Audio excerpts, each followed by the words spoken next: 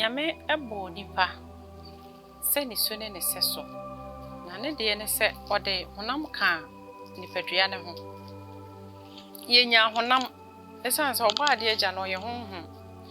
na ade bi e ho beba ye mfasode na obo kan ye ho enti uhwe fruit a season bia fruit ba dibi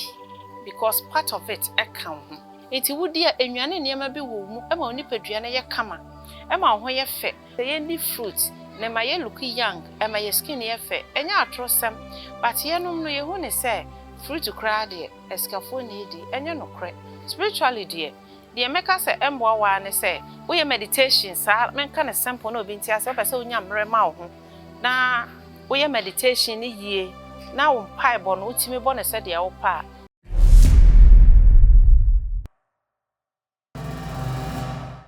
You be a crab, but also what I say, over subscribe, over Shama Unia, Unia Biso, and Yabi Yashe, and there, Yama Matnase. You be dim como, or sha, Yenabre, or say ash, Miss Obesha ash. Ye share, but and for dinner. Yamotim say, Yen will not wish a bibi, Amana Wabrabo, Ma, Papa. Yeja Wife, medase fatal. medase Okay, ma. You be sure there. Who they? You shall be addition na issue because ye ni man be so. passion mate Ma stadium say every season biano e will fruit ever.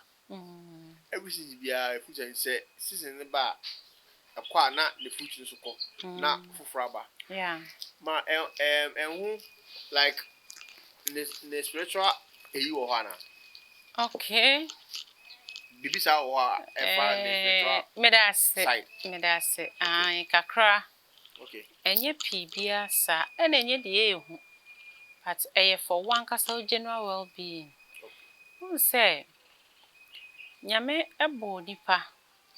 se ni so ne ne seso na ne de ne se ode honam ka nipadua ne ho yenya honam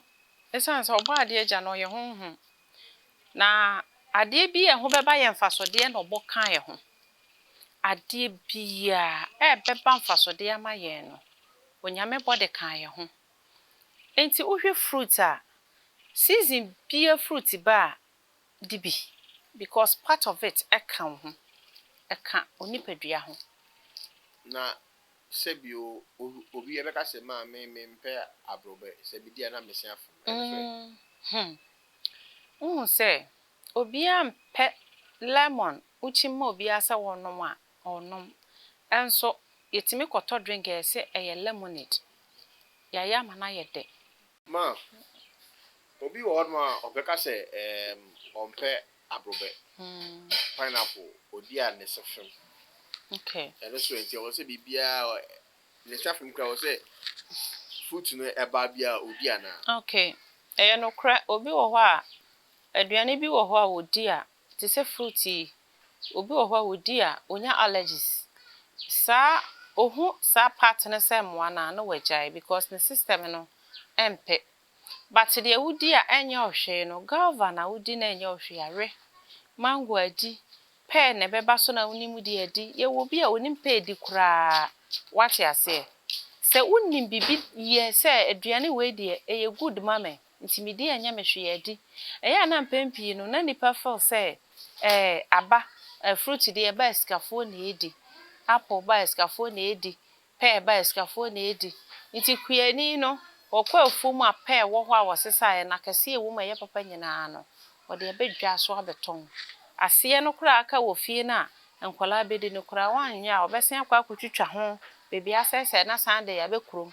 asa beton ma me di bi otom unya bi na de kontomre ka ho na wudi a modedru bi eni ho e chensa ne ma no anka na beba anka kura de enye season all the time anka wo ho bete water ma ebuso se emuso na obetimi atobi adi ebuso na sisi okoku ase a e ma obi mete nkoton wa wo to na wo koton no nso no eye di kan dibi na system ne hia sa ne ma we nyina se we allergic to some fruit na fine but they are allergic to no dibi na eka ye ho ehyehyeye mu enti wodi a enwane niema bi wo mu ema onipadua na ye kama ema ho ye fe obroni be ka kire yen se ye ndi fruit na ma ye look young ema ye skin ye fe enya atrosem but ye nom no ye hu ne se fruit kra de eskafo na edi enye no kre enti se wodi fruit bi na ehawa se de me din kan se obi wo ho a wodi anka atwade ana se lemon uchim nsuo ne ma na se onom da but ye woni ma bi wo ho a wode keka ho na de wo kakra wo no na usivu so de ma na obenom enti ye ne yiye nanom onipa nkasa sa fruit ye bi ya acidic ti se pineapple se unya ginger de ka ho na nya cinnamon stick ana se powder de fra na wo blend it na unya turmeric bi ka ho na wo blend na onom a perfect detox esiesie o colon ni mu ema wo ye kama yenya doctors but ye bibifo a yennim odoma ho nyankopon ene ma ode ache ya asase so a na eboa ye nananom fititetetetete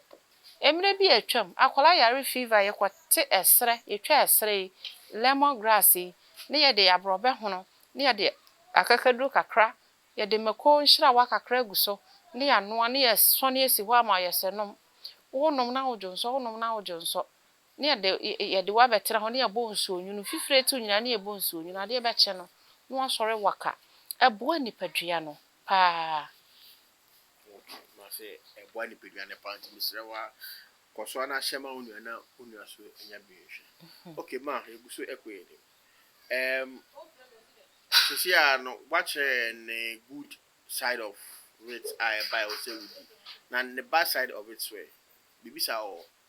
okay so obi and fruit na the bad side deficiency na obenya oye beka say bia say nipa nkasa when did ye kra na dermatitis timi yo e bia ye meda aho kire bi ba so no dermatitis cheye ye timi nto bi kra na yedi what you say dermatitis timi yo nti no de ye wa ne se u lose sa part na ebebo nipadua no spiritually de meka se embo wa ne se e bia na uye waiting uye chakra na wo pese unya mre ma wo ho uye meditation sa menka ne simple na obi ntia se wo pese unya mre ma wo ho na uye meditation ni yie na wo mpai bo no utimi bo ne se de wo pa yendi srade aduane asrade wo mu na wo asrade wo mu yendi de wo be ya ye fruit and vegetables asa what you say enti se de na meka sa ahwefo se ekoba se uye meditation na pese uye quiet time na wo bom paye yi a yendi srade aduane asrade wo mu yendi sa na nam asrade wo mu moja nam ne sa na ma na yendi dia obeya ye fruit and vegetables eno na be ma a sustainable ene ye wo wo de be fransuo na wo nom ne nkakra whilst a woody fruit no and vegetables no betimi atena se 40 days now we meditation without any carbohydrate and so now we okay without any fatty food then so we okay because fruit in ankasa no e very good e de mani padua no spiritually no de etimi ye no eboa e uplift o e ma niam bi a wo ye wo honhom no e ye yie aha okay ma yeah that's me that's I say why question no we ya no asa ma ho question say ya no timi nim de na be say lift out you what cheni na ase me that's yeah that's it nyame onko so nhira na de bia dwim e wo yama bi hu that's it pa etifo hada ya dum besi me da obi bia ase e da foforo de be say nhira